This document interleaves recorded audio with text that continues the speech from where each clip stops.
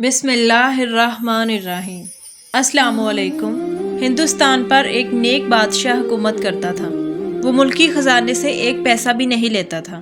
وہ کہا کرتا تھا کہ ملکی خزانہ عوام کا پیسہ ہے اور عوام پر ہی خرچ کیا جانا چاہیے۔ وہ ایک بہترین لکھاری بھی تھا۔ وہ قرآن پاک لکھتا تھا اور اس کی آمدنی سے اپنا گزارا کرتا۔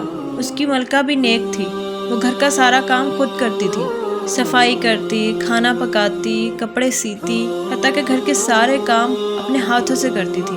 ایک دن ملکہ کا ہاتھ روٹی پکاتے ہوئے جل گیا۔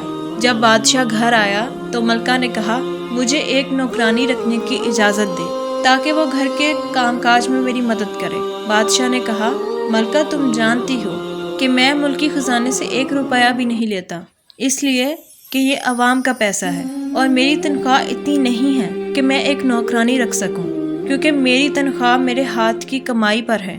قرآن پاک کی لکھائی سے اتنی کم آمدنی میں ایک نوکرانی رکھنے کی گنجائش کہاں ہے؟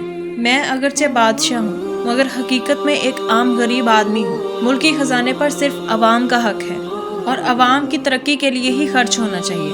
اگر آج میں اس خزانے سے کچھ لوں گا تو کل اللہ تعالیٰ کو کیا جواب دوں گا؟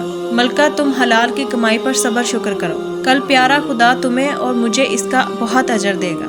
بادشاہ کی ملکہ بھی چونکہ سمجھدار اور نیک تھی اور صبر و شکر کرنے والی تھی، اس لیے پھر سلطان سے اس سلسلے میں کچھ نہ کہا اور گھر کے کام کاج خود ہی کرتی رہی۔ اس لیے کہا جاتا ہے کہ خدا سے دوستی رکھنی ہو تو اپنے ہاتھ سے کماؤ اور حلال رزق سے اپنے خاندان کی پرورش کرو۔